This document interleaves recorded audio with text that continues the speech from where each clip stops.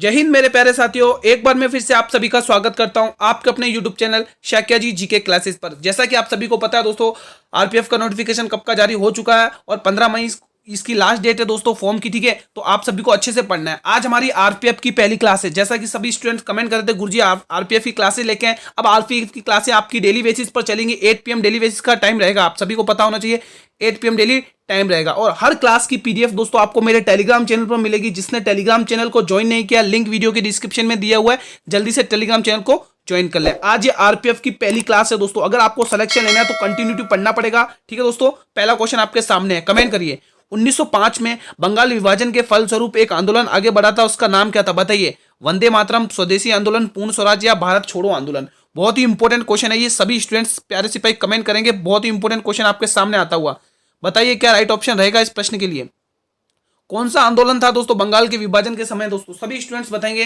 तो बिल्कुल सभी स्टूडेंट्स बी ऑप्शन को टिक करेंगे, स्वदेशी आंदोलन था दोस्तों। कौन सा आंदोलन था? स्वदेशी आंदोलन था दोस्तों। कब शुरू हुआ था दोस्तों? 7 अगस्त 1905 को दोस्तों। कब शुरू हुआ था?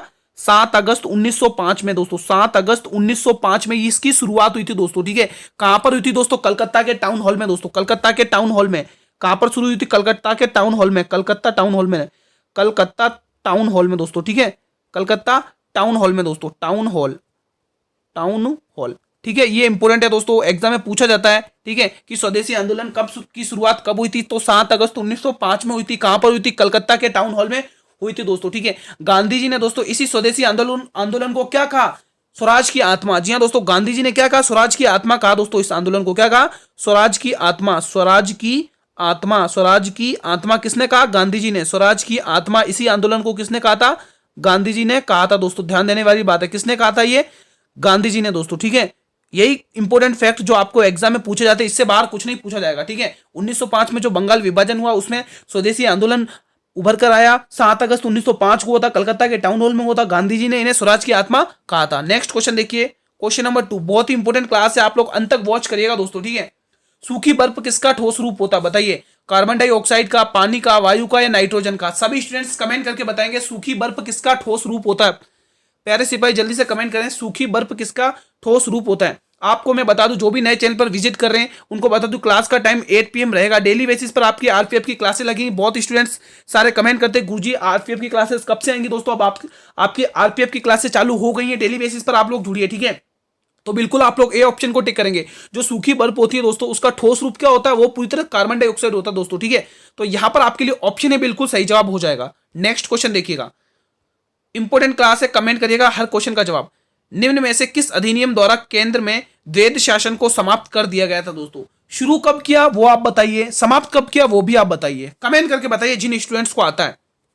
पहला ऑप्शन आपके लिए होगा भारत परिषद अधिनियम 1891 में, भारत परिषद अधिनियम 1909 में, भारत सरकार अधिनियम 1919 में और भारत सरकार अधिनियम 1905 में। कमेंट करके बताएंगे सभी स्टूडेंट्स। बहुत ही प्यारा सा क्वेश्चन है ये दोस्तों। ये 1919 ध्यान रखना दोस्तों, इसमें 2 आंदोलन ध्यान रखेंगे अपन। एक तो खिलाफत आंदोलन भी इसी के तहत चल रहा था और रोलेक्ट एक्ट भी इसी के तहत चल रहा था। ठीक है, ये ध्यान देने वाली बात है।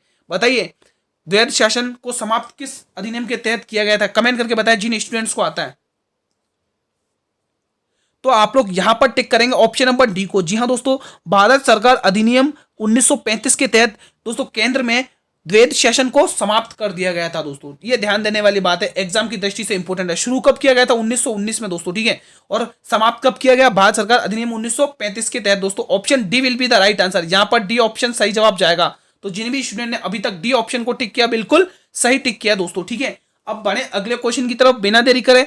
चलिए नेक्स्ट क्वेश्चन की तरफ मूव ऑन करते हैं। हमारा अगला क्वेश्चन, क्वेश्चन नंबर 4 है। बहुत ही इंपॉर्टेंट क्वेश्चन है, बताइए फ्लेमिंगो उत्सव किस राज्य में मनाया जाता है? आपके लिए यहां पर पहला ऑप्शन हो जाएगा आंध्र प्रदेश, दूसरा ऑप्शन हो जाएगा अरुणाचल प्रदेश, तीसरा ऑप्शन हो जाएगा बिहार और चौथा ऑप्शन हो जाएगा गोवा। कमेंट करके बताएं, सभी स्टूडेंट्स का जवाब आना चाहिए कमेंट बॉक्स में दोस्तों। ये क्लास आप लोगों के लिए, ये आपके कहने पर मैं आपके लिए क्लास लेके आया हूं। डेली बेसिस पर क्लासेस चलेगी और जितना हो सके उतना अच्छा से अच्छा कंटेंट प्रोवाइड कराने की कोशिश करूंगा, ताकि सारे के सारे क्वेश्चन इन्हीं क्लास में से आपके एग्जाम में देखने को मिले। ठीक है, बताइए इस प्रश्न का जवाब। तो बिल्कुल दोस्तों आप लोग ए ऑप्शन की तरफ टिक कर रहे हैं, गुरुजी A option will be the right answer. जी हां दोस्तों, फ्लेमिंगो उत्सव आंध्र प्रदेश राज्य में मनाया जाता है दोस्तों।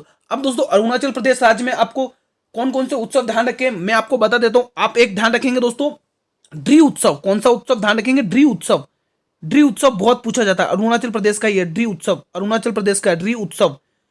एक तो आप ड्री उत्सव ध्यान रखेंगे, और दूसरा आप दोस्तों सोलुंग उत्सव, बहुत बार पूछा जाता है, सोलुंग उत्सव, सोलुंग उत्सव बहुत बार पूछा गया क्वेश्चन है ये एसएससी के द्वारा, ठीक है।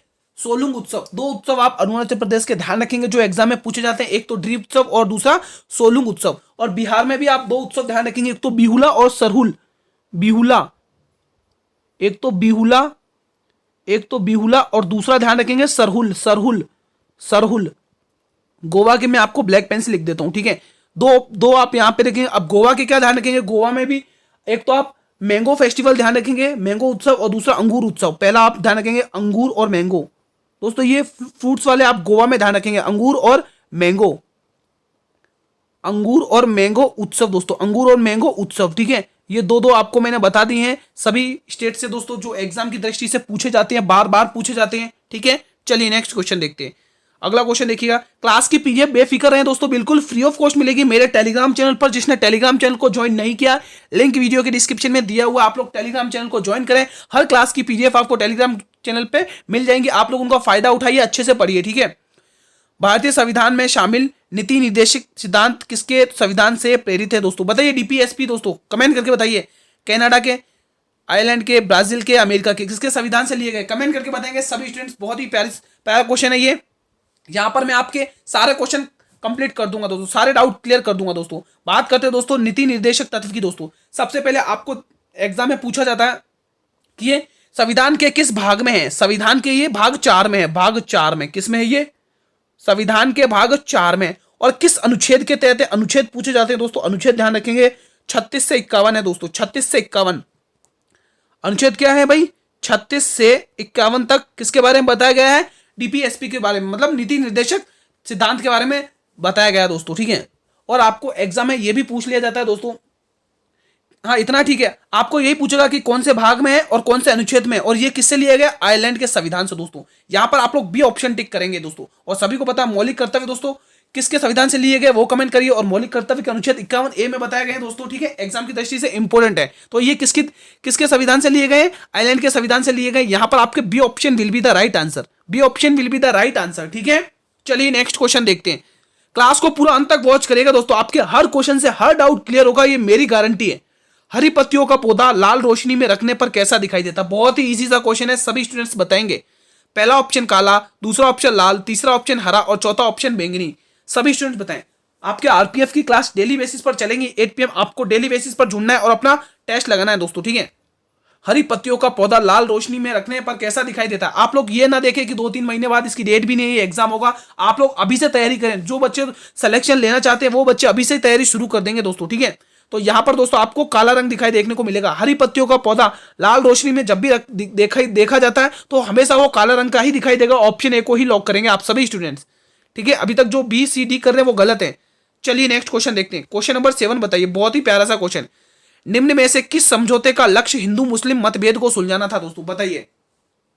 बहुत ही इंपॉर्टेंट क्वेश्चन है। लखनऊ समझौता, लखनऊ अधिवेशन, पूना समझौता, गांधी इरविन समझौता, लाहौर समझौता। सभी स्टूडेंट्स बताएंगे, प्यारा क्वेश्चन है, बहुत ही इंपॉर्टेंट। यहां पर भी मैं आपके डाउट क्लियर कर देता हूं। देखिए ये दोस्तों जो आप देख रहे हैं लखनऊ अधिवेशन, ये किन किन के बीच में, किन के नेतृत्व में हुआ था। एक तरफ तो दोस्तों, एक तरफ तो थे कांग्रेस की तरफ से दोस्तों, कौन थे, बाल गंगाधर तिलक। कांग्रेस की तरफ से कौन थे, कांग्रेस की तरफ से कौन थे, कांग्रेस की तरफ से कौन थे, यहां पर ध्यान रखेंगे बाल गंगाधर तिलक, बाल गंगाधर तिलक। दोस्तों मैं गंगाधर तिलक लिख देता हूं क्योंकि स्पेस कम पड़ेगा, ठीक है। यहां पर मैं गंगाधर तिलक लिख देता हूं, यहां पर गंगाधर तिलक, गंगाधर तिलक थे दूसरी एक तरफ, नेतृत्व कर रहे थे कांग्रेस की तरफ से, ठीक है। और दूसरी तरफ से दोस्तों मुस्लिम लीग थी दोस्तों। एक तरफ कौन थी, मुस्लिम लीग थी। मुस्लिम की तरफ से कौन इसका नेतृत्व कर रहे थे, कौन कर रहे थे भाई, मोहम्मद अली जिन्ना लिख दे रहा हूं मैं, जिन्ना, ठीक है। मोहम्मद अली जिन्ना दोस्तों इसका नेतृत्व कर रहे थे दोस्तों, मुस्लिम की तरफ से। और कांग्रेस की तरफ से बाल गंगाधर तिलक के। इनके बीच में क्या हुआ था दोस्तों, क्या हुआ था, आप सभी बच्चे ध्यान रखेंगे। लखनऊ अधिवेशन हुआ था, लखनऊ समझौता हुआ था। क्या हुआ था, जो क्वेश्चन है पूछा है, लखनऊ समझौता,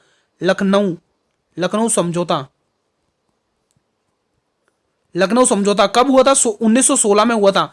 इनके बीच में जो लखनऊ समझौता हुआ था वो कब हुआ था, 1916 में दोस्तों। कब हुआ था, 1916 में, ठीक है। तो आपके यहाँ पर क्लियर डाउट हो गए होंगे। जो हिंदू मुस्लिम लीग में जो समझौता, एक तरफ तो कांग्रेस की तरफ से बाल गंगाधर तिलक थे, दूसरी तरफ मुस्लिम की तरफ से मोहम्मद अली जिन्ना थे। इनके बीच में लखनऊ अधिवेशन, लखनऊ समझौता हुआ था 1916 के बीच में दोस्तों। यहीं पर इसी समझौते के तहत दोस्तों गांधी जी से दो व्यक्तियों की मुलाकात होती है। एक तो रामकृष्ण शुक्ल थे, और दूसरे संत राउत थे। जो दोस्तों रामकृष्ण शुक्ल थे, उन्होंने दोस्तों गांधी जी को बिहार में चंपारण आंदोलन करने के लिए बुलाया था दोस्तों। वो गांधी जी का पहला आंदोलन था दोस्तों। आप सभी को पता है 19 अप्रैल 1917 में चंपारण आंदोलन हुआ था, नील की खेती के लिए हुआ था। यहाँ पर 5 व्यक्ति गांधी जी से जुड़े हुए थे। ये सभी आपको ध्यान रखना है, एग्जाम की दृष्टि से इंपॉर्टेंट है। तो आपको क्वेश्चन में पूछा किस समझौता था, वो था लखनऊ समझौता। Option A will be the right answer. Next question, tension ना ले दोस्तों, आपको पीडीएफ बिल्कुल फ्री ऑफ कॉस्ट मिलेगी। टेलीग्राम चैनल पर ज्वाइन करें, टेलीग्राम चैनल को लिंक वीडियो के डिस्क्रिप्शन में। बताइए विटामिन बी वन दोस्तों, विटामिन बी वन की कमी से कौन सी बीमारी होती है? बेरी बेरी, रिकेट्स, सरतौंधी या इनमें से कोई नहीं? आप लोग कमेंट करेंगे विटामिन डी की कमी से कौन से रोग होता है, आप लोग कमेंट करें। बताइए इसका जवाब, विटामिन बी1 की कमी से कौन सी बीमारी होती है? तो यहां पर आप टिक करेंगे, कौन सा, क्या टिक करेंगे? यहां पर आपका ऑप्शन होगा बेरी बेरी डिजीज होती है दोस्तों। विटामिन बी की जब भी कमी होती है तो हमेशा बेरी बेरी डिजीज होती है दोस्तों, रट लेना, हमेशा ध्यान रखना। Option A will be the right answer. चलिए नेक्स्ट प्रश्न की तरफ मूव ऑन करते हैं। क्वेश्चन नंबर 9 देखिए, नंदा देवी चोटी, बहुत ही प्यारा सा क्वेश्चन है। भारत के किस राज्य में स्थित है? सिक्किम में, उत्तराखंड में, जे&के यानी जम्मू कश्मीर, या इनमें से कोई नहीं? ठीक है, सिक्किम में तो आप सभी को पता कंचनजंगा चोटी है दोस्तों। कंचनजंगा सब भारत की सबसे ऊंची चोटी है। कंचनजंगा चोटी है, ठीक है, सिक्किम में तो सभी को पता है। ठीक है, आपको पूछा नंदा देवी चोटी, तो आप ध्यान रखेंगे दोस्तों, नंदा देवी जो चोटी है वो उत्तराखंड की सबसे ऊंची चोटी है दोस्तों।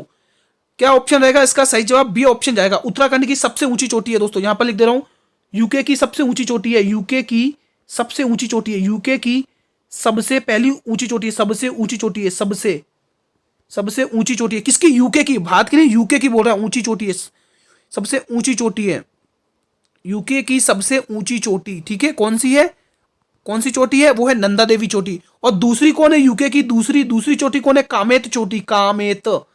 दूसरी कौन सी है दोस्तों? कामेत चोटी। ध्यान देने वाली बात है, एग्जाम की दृष्टि से इंपॉर्टेंट है, कामेत चोटी। ठीक है, कौन सी? कामेत चोटी। ठीक है, नंदा देवी की चोटी की ऊंचाई कितनी है दोस्तों? आप ध्यान रखेंगे तो इसकी ऊंचाई है 7,816 मीटर, इसकी ऊंचाई है। ठीक है, तो ये सारा आपको ध्यान रखना है एग्जाम की दृष्टि से। ठीक है दोस्तों, तो दोस्तों इतना सब कुछ आपको ध्यान में रखना है। ठीक है, इनसे बाहर एक भी क्वेश्चन नहीं आएगा अगर इससे कुछ भी क्वेश्चन पूछा तो। ठीक है, नेक्स्ट क्वेश्चन, मैंने आपको स्टार्टिंग में ही कहा था मैं आपके हर क्वेश्चन से हर डाउट क्लियर करूंगा, मेरी जिम्मेदारी है। वर्ष 2011 में जनगणना के 2011 जनगणना के अनुसार भारत की जनसंख्या घनत्व कितना है? 362 व्यक्ति किमी, 353 व्यक्ति किमी, 382 व्यक्ति किमी, या 375 व्यक्ति किमी? बताइए, बहुत ही इंपॉर्टेंट क्वेश्चन है। वर्ष 2011 की जनगणना के अनुसार भारत की जनसंख्या घनत्व कितना है? बताइए सभी स्टूडेंट्स, बिल्कुल सी ऑप्शन को लॉक करेंगे। यहां पर आपके सी ऑप्शन बिल्कुल सही जवाब जाएगा। अगर दशकीय वृद्धि दर पूछ ले तो दशकीय वृद्धि दर पूछ ले तो आप क्या बताएंगे? कमेंट करें जिनको आता है दशकीय वृद्धि। अगर दशकीय वृद्धि दर पूछ ले तो आप कमेंट करेंगे 17.72%, 17.72%। ठीक है, तो यहां पर आप ध्यान रखेंगे दोस्तों, दशकीय पूछे तो आपको यही करना, 17.272% दोस्तों दशकीय दर है। और हमें पूछा तो हमारा C option will be the right answer. यहां पर आपके सी ऑप्शन करेक्ट हो जाएगा बिल्कुल। ठीक है, चलिए नेक्स्ट क्वेश्चन। दोस्तों अगर आपको ये क्लास अच्छी लग रही हो, क्लास अगर ये लगता है ये कंटेंट आपके लिए इंपॉर्टेंट है, तो एक बार इस क्लास को लाइक करेंगे और जितना हो सके उतना इस क्लास को शेयर करिए, चाहे फेसबुक हो, चाहे व्हाट्सअप हो, चाहे इंस्टाग्राम हो, चाहे टेलीग्राम हो, जिस भी प्लेटफॉर्म पर आप अवेलेबल है वहां तक इस क्लास को शेयर करिए अपने मित्रों के साथ, आप भी पढ़िए और उन्हें भी शेयर करिए। क्वेश्चन नंबर 11 बताइए, रतौंधी बीमारी किसके कारण होती है? बताइए, शंकुओं की खराबी से। आपका ओपिनियन क्या है दोस्तों? बताइए, हाइपरमेट्रोपिया, मायोपिया, या इनमें से कोई नहीं? कमेंट करके बताएं जिन स्टूडेंट्स को आता है। रतौंधी बीमारी किस कारण होती है? शंकुओं की खराबी से, हाइपरमेट्रोपिया की वजह से, मायोपिया की वजह से, या इनमें से कोई नहीं? ये 4 ऑप्शन आपके सामने, आप लोग कमेंट करके बताएं इस प्रश्न के लिए क्या राइट ऑप्शन रहेगा। तो बिल्कुल यहां पर आप लोग ए ऑप्शन को टिक करेंगे, शंकुओं की खराबी की वजह से होती है दोस्तों। जो रतौंधी बीमारी होती है वो शंकुओं की खराबी की वजह से होती है दोस्तों। यहां पर आपके लिए ए option will be the right answer. ठीक है, चलिए नेक्स्ट क्वेश्चन की तरफ मूव ऑन करते हैं। हमारा अगला क्वेश्चन देखिए, क्वेश्चन नंबर 12। महाबलीपुरम में रथ मंदिरों का निर्माण किसके द्वारा कराया गया था दोस्तों? बहुत ही इंपॉर्टेंट क्वेश्चन है, सभी स्टूडेंट्स बताएंगे कमेंट करके क्या राइट ऑप्शन रहेगा। चोलों के द्वारा, चालुक्यों के द्वारा, पल्लवों के द्वारा या चेंदी के द्वारा? सभी स्टूडेंट्स बताएंगे कमेंट करके। बहुत सारे स्टूडेंट्स कमेंट कर रहे थे कि सर क्लास आपके आरपीएफ की क्लासेस कब से लगेगी, तो उन स्टूडेंट्स को बता देना, शेयर कर देना दोस्तों। आपके आरपीएफ की क्लासेस स्टार्ट हो गई दोस्तों, आपके एग्जाम तक चलेंगी, ठीक है। आपके लिए मैं प्लेलिस्ट बनाऊंगा, उसमें सारी क्लासेस आपको देखने को मिलेंगी आरपीएफ की, और हर क्लास की बिल्कुल फ्री ऑफ कॉस्ट आपको पीडीएफ मिलेगी मेरे टेलीग्राम चैनल पर। जिसने टेलीग्राम चैनल को ज्वाइन नहीं किया जल्दी से ज्वाइन कर लें भाई, मैं बार बार बोल रहा हूं दोस्तों, ठीक है। और जो भी अपडेट हुआ करेगी टेलीग्राम चैनल पर, तो यहां पर आप लोग क्या ऑप्शन लेकर करेंगे, बिल्कुल पल्लवों के द्वारा। जी हाँ दोस्तों, महाबलीपुरम में रथ मंदिरों का निर्माण पल्लवों शासकों के द्वारा कराया गया था। Option C will be the right answer. Next question देख लीजिएगा, क्वेश्चन नंबर 13 देखिएगा। निम्न में से किस वर्ष गांधी इरविन समझौते पर हस्ताक्षर किए गए थे? बहुत ही इंपॉर्टेंट क्वेश्चन है दोस्तों, इंपॉर्टेंट क्वेश्चन है। यहां पर मैं आपके सारे डाउट क्लियर कर दूंगा, ठीक है। गांधी जी की यहां पर 2 पुस्तकें भी देखने को मिलती हैं, वो भी क्लियर करूंगा मैं आपके, ठीक है। तो हम बात करते हैं गांधी इरविन समझौता। गांधी इरविन समझौता कब हुआ था? 5 मार्च 1931 में हुआ था। गांधी इरविन समझौता कब हुआ था? 5 मार्च 1931 में था। अब गांधी जी की दोस्तों 2 पुस्तकें थी। पहली पुस्तक बुक थी दोस्तों, गांधी जी की पहली पुस्तक कौन सी है? सबसे पहले ध्यान रखेंगे, यहां पर आप ध्यान रखेंगे हिंद स्वराज। हिंद स्वराज, ये गांधी जी की पुस्तक है दोस्तों, हिंद स्वराज। और दूसरी पुस्तक कौन सी है दोस्तों? दूसरी पुस्तक कौन सी है? My experiment with truth. My experiment with truth. My experiment with truth. My experiment with truth, ये गांधी जी की 2 पुस्तकें हैं, माय एक्सपेरिमेंट विथ ट्रुथ। ये जो माय एक्सपेरिमेंट विथ ट्रुथ है, ये कौन सी भाषा में लिखी गई है गांधी जी ने? तो आप ध्यान रखेंगे, ये लिखी है गुजराती भाषा में। गुजराती भाषा में लिखी गई है दोस्तों, गुजराती भाषा में ये पुस्तक लिखी गई है दोस्तों, ठीक है। तो यहां पर आपको पूछा है कब हुआ था दोस्तों ये समझौता, तो ध्यान रखेंगे 1931 में हुआ था दोस्तों, ठीक है। 5 मार्च 1931 में ये हुआ था। यहां पर आपके आई थिंक सभी डाउट क्लियर हो गए होंगे इस क्वेश्चन से। चलिए नेक्स्ट क्वेश्चन देखते हैं। अगला प्रश्न देखिए, क्वेश्चन नंबर 14। असहयोग आंदोलन का नेतृत्व किसके कारण स्थगित किया गया था दोस्तों? असहयोग आंदोलन को किसके कारण स्थगित किया गया था? इससे भी मैं आपके सारे डाउट क्लियर कर दूंगा। 4 ऑप्शन आपके सामने। बात करें दोस्तों असहयोग आंदोलन की, दोस्तों असहयोग आंदोलन आप सभी को पता 1 अगस्त 1920 में स्टार्ट हुआ है। 1 अगस्त 1920 में ये आंदोलन शुरू हुआ। 1920 में इसका ये आंदोलन शुरू हुआ था। ये पहला जनधन आंदोलन था। पहला जनधन आंदोलन था। कौन सा आंदोलन था? जनधन आंदोलन था। पहला जनधन आंदोलन। इसका जो पहला प्रस्ताव था वो कब पारित किया गया? पहला प्रस्ताव कब पारित किया गया? पहला प्रस्ताव पारित किया गया था कलकत्ता अधिवेशन को दोस्तों। पहला प्रस्ताव, यहां पर सारे डाउट क्लियर कर दूंगा दोस्तों आपके, ठीक है। पहला प्रस्ताव कब पारित किया गया था? कलकत्ता अधिवेशन में किया गया था 4 दिसंबर। दोस्तों मैं DEC लिख रहा हूं, दिसंबर को आप लोग समझ जाइएगा। 4 दिसंबर 1920 में ये पारित किया गया था। कहां पर किया गया था? कलकत्ता अधिवेशन में। ठीक है, कलकत्ता अधिवेशन में दोस्तों, ठीक है। तो और दोस्तों आपको क्वेश्चन ने पूछा किसकी, यहां पर दोस्तों आप सभी ध्यान रखें, इस आंदोलन के तहत दोस्तों, इस आंदोलन में दोस्तों आप क्या ध्यान रखेंगे, इसके अंदर दोस्तों अंग्रेजी वस्तुओं का बहिष्कार किया गया था दोस्तों। अंग्रेजी वस्तुओं का बहिष्कार किया गया था, जिसकी वजह से दोस्तों लोगों ने हड़ताल कर दी दोस्तों। और हड़ताल की वजह से दोस्तों यहां पर एक घटना होती है, चोराचारी घटना दोस्तों। जी हाँ दोस्तों, कारण क्या था? गांधी जी ने अपना इसी घटना के कारण अपना जो आंदोलन था असहयोग आंदोलन, उसको वापस ले लिया था दोस्तों, चोरा कांड घटना की वजह से। कब हुई थी ये घटना? डेट ध्यान रखेंगे, 4 फरवरी 1922 को। 4 फरवरी 1922 को दोस्तों, ठीक है। ध्यान देने वाली बात है, ठीक है। आई थिंक सभी बच्चों के ये सारे डाउट क्लियर हो गए होंगे। मैंने आपको पूरा बता दिया असहयोग आंदोलन क्या था, क्यों लिया था गांधी जी ने, सारा आपके सामने है प्रूफ, ठीक है। चलिए नेक्स्ट क्वेश्चन, क्वेश्चन नंबर 15 बताइए। मृदा का प्रयोग किए बिना पौधों को उगाया जाता है आसूत जल में, लवण के घोल में, शर्करा के घोल में या पोषक घोल में? कमेंट करके बताइए। मृदा का प्रयोग किए बिना, मतलब मिट्टी का बिना प्रयोग किए पौधे को उगाया जा सकता है। किसमें उगाया जाता है? बिल्कुल मतलब मिट्टी का प्रयोग ही नहीं करना है, तो वो है पोषक घोल में दोस्तों। ऑप्शन डी को लॉक करेंगे। Option D will be the right answer of this question. Next question देख लेते हैं। हमारा नेक्स्ट क्वेश्चन है क्वेश्चन नंबर 16। बताइएगा राष्ट्रीय युवा दिवस कब मनाया जाता है? दोस्तों दिवस से संबंधित क्वेश्चन पूछा ही जाएगा, 100% गारंटी है। 12 जनवरी को, 9 जनवरी को, 10 जनवरी को, 4 जनवरी को। ये 9 जनवरी कमेंट करेंगे क्या मनाया जाता है, 10 जनवरी को भी कमेंट करेंगे क्या मनाया जाता है, और 4 जनवरी को भी कमेंट करेंगे क्या मनाया जाता है। बाकी ये 12 जनवरी आपके राष्ट्रीय युवा दिवस मनाया जाता है। जो क्वेश्चन मैंने आपसे पूछे आप लोग प्लीज कमेंट किया करें, आप लोग रेस्पॉन्स किया करें, आपके रेस्पॉन्स से हमें मोटिवेशन मिलता है दोस्तों। क्वेश्चन नंबर 17 बताइए, मानव में पीयूष ग्रंथि दोस्तों बहुत ही इंपॉर्टेंट है, इंपॉर्टेंट क्वेश्चन मार्क कर दें, इंपॉर्टेंट है। मानव शरीर में पीयूष ग्रंथि कहां पर स्थित होती है, मस्तिष्क में, फेफड़े में, आंख में या हृदय में? सभी प्यारे सिपाही कमेंट करेंगे इस क्वेश्चन का जवाब कमेंट सेक्शन में। इंपॉर्टेंट क्वेश्चन है, सभी स्टूडेंट्स बताएंगे। आपके लिए हर क्लास इंपॉर्टेंट रहेगी दोस्तों। आपकी आरपीएफ की आज पहली क्लास है दोस्तों, ठीक है। और हर क्लास की पीडीएफ आपको टेलीग्राम चैनल पर मिल जाएगी। जिसने टेलीग्राम चैनल को मतलब ज्वाइन नहीं किया, टेलीग्राम चैनल को ज्वाइन कर लें। आपके लिए लिंक वीडियो के डिस्क्रिप्शन में दिया हुआ, बिल्कुल फ्री ऑफ कॉस्ट पीडीएफ मिलेगी। आप लोग अच्छे से पढ़िए, उसका फायदा उठाइए। तो बिल्कुल आप लोग यहां पर एक ऑप्शन को टिक करेंगे, ए option will be the right answer दोस्तों। जो मानव में जो पीयूष ग्रंथि होती है वो मानव के मस्तिष्क में पाई जाती है दोस्तों, ठीक है। चलिए नेक्स्ट क्वेश्चन, क्वेश्चन नंबर 18 बताइए, निम्न में से कौन सा उत्तर भारत का एक शास्त्रीय नृत्य है? ये क्वेश्चन वही कर पाएगा जिसको मैप का ज्ञान है इंडिया का। जी हाँ दोस्तों, जिसको मैप का ज्ञान है वो फटाफट से इसको फोड़ देगा। भरतनाट्यम, कुचिपुड़ी, कथक, कथकली। अभी मैप का ज्ञान कैसे, क्या तात्पर्य है गुरुजी? तो मैं बता देता हूं आपको, आप खुद अंदाजा लगा लेंगे। तमिलनाडु आप लोगों को पता है कि मैप में कहां पर है, तमिलनाडु। आप पता है भरतनाट्यम किसका, तमिलनाडु का शास्त्रीय नृत्य आप सभी को पता है। भरतनाट्यम में पहले सात शास्त्रीय नृत्य हुआ करते, एक और नया जोड़ा गया था सत्रिय नृत्य दोस्तों, है ना। तो अब टोटल 8 हो गए। इन 8 को आप रट लेना, एग्जाम में पूछे जाते हैं। तमिलनाडु दोस्तों, तमिलनाडु क्या है दोस्तों, तमिलनाडु दोस्तों, ठीक है। तो भरतनाट्यम किसका शास्त्रीय नृत्य, तमिलनाडु का शास्त्रीय नृत्य दोस्तों। और कुचिपुड़ी की बात करें, कुचिपुड़ी आंध्र प्रदेश का शास्त्रीय नृत्य, आंध्र प्रदेश का शास्त्रीय नृत्य है, आंध्र प्रदेश, ठीक है, आंध्र प्रदेश का शास्त्रीय नृत्य है।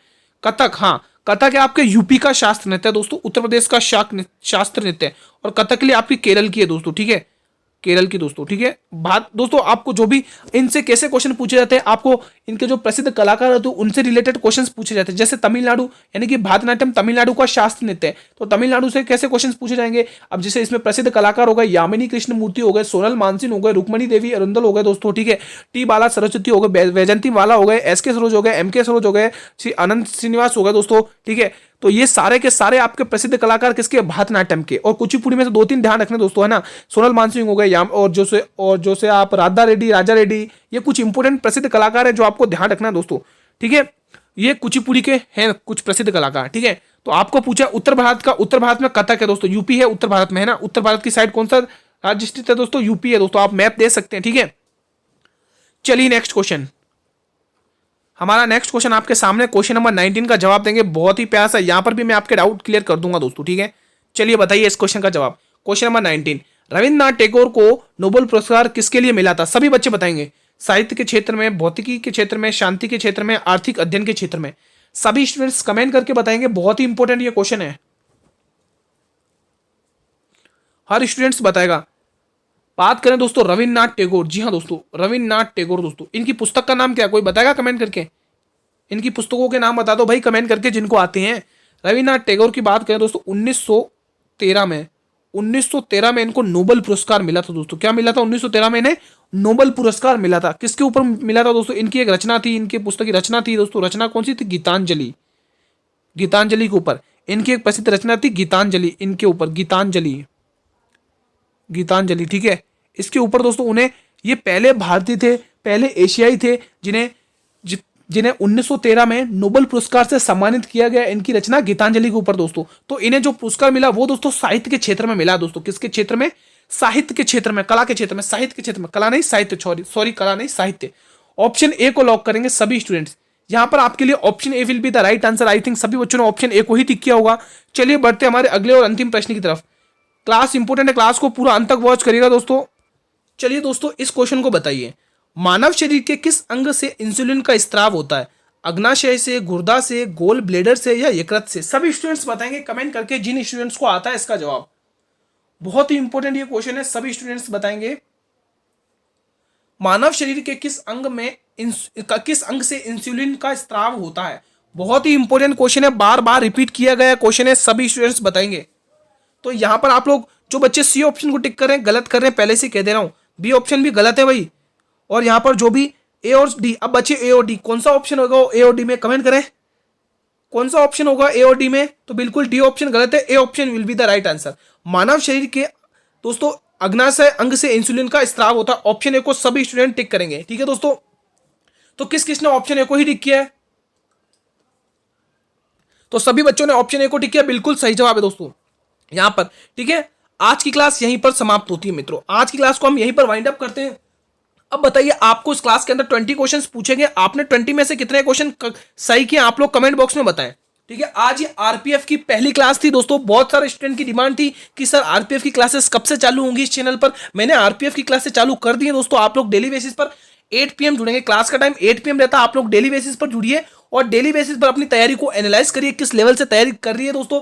आप लोग ये ना सोचें कि एग्जाम की डेट नहीं है, अभी तो एग्जाम बहुत दूर है। ये ना सोचें दोस्तों, जिन बच्चों को सिलेक्शन लेना होता है ना दोस्तों, वो अभी से ही तैयारी स्टार्ट कर देते हैं दोस्तों। वो एग्जाम का वेट नहीं करते कि डेट आएगी तभी हम पढ़ेंगे। नहीं दोस्तों, नोटिफिकेशन जारी हो चुका, आप पढ़ना स्टार्ट कर दें अगर आपको सिलेक्शन लेना है तो। ठीक है, अब बताइए, इस क्लास के अंदर किसी भी क्वेश्चन से डाउट हो तो ये कमेंट बॉक्स आप लोगों के लिए बनाया हुआ है। आप लोग यहाँ बेझिझक होकर कमेंट करिए, आपके रिप्लाई मिल जाएंगे दोस्तों। ठीक है, क्लास कैसी लगी कमेंट करके जरूर बताइएगा। अगर आपको ये क्लास अच्छी लगी, लगता है ये कंटेंट आपके लिए इंपॉर्टेंट है, तो एक बार इस क्लास को सभी स्टूडेंट्स, प्यारे सभी स्टूडेंट्स एक बार लाइक करेंगे और अपने सभी मित्रों में इस क्लास को शेयर करके जरूर है दोस्तों। क्लास जरूर शेयर करें उन स्टूडेंट तक जिन स्टूडेंट की डिमांड थी कि क्लास कब से स्टार्ट होंगी। दोस्तों जल्दी से शेयर करिए आप सभी स्टूडेंट्स क्लास को। ठीक है, और दोस्तों चैनल पर भी पहली बार अगर आप विजिट कर रहे हो तो चैनल को भी सब्सक्राइब करिएगा, ताकि मैं यूट्यूब पर जब भी क्लास लेके आऊं तो यूट्यूब सबसे पहले नोटिफिकेशन आप लोगों को ही भेजे दोस्तों। ठीक है, और दोस्तों सभी स्टूडेंट्स कमेंट करेंगे कि गुरुजी पीडीएफ कहां मिलेगी। बिल्कुल फ्री ऑफ कॉस्ट आपको पीडीएफ मिलेगी दोस्तों मेरे टेलीग्राम चैनल पर। ज्वाइन करिए टेलीग्राम चैनल को, लिंक वीडियो के डिस्क्रिप्शन में दिया हुआ है दोस्तों। ठीक है, जिन्होंने अभी तक टेलीग्राम चैनल को ज्वाइन नहीं किया जल्दी से ज्वाइन करिए। आज की क्लास की पीडीएफ भी आपको टेलीग्राम चैनल पर ही मिल जाएगी, बिल्कुल फ्री ऑफ कॉस्ट। सिर्फ आपको पढ़ना है और कुछ नहीं दोस्तों। ठीक है, मेहनत करते रहिए दोस्तों, आपको सफलता जरूर मिलेगी। कंसिस्टेंसी से पढ़ते रहिए। 8 PM सभी को पता है टाइम है क्लास का। सभी बच्चों को डेली बेसिस पर 8 PM पर ही जुड़ना है दोस्तों। हर क्लास की पीडीएफ मिलेगी आपको। ठीक है, और अभी भी बोल रहा हूं, कोई भी डाउट हो ये कमेंट बॉक्स आप लोगों के लिए बनाया गया। कल मिलेंगे मित्रों इसी टाइम पर दोस्तों। तब तक के लिए मित्रों, जय हिंद, जय भारत, वंदे मातरम। धन्यवाद दोस्तों।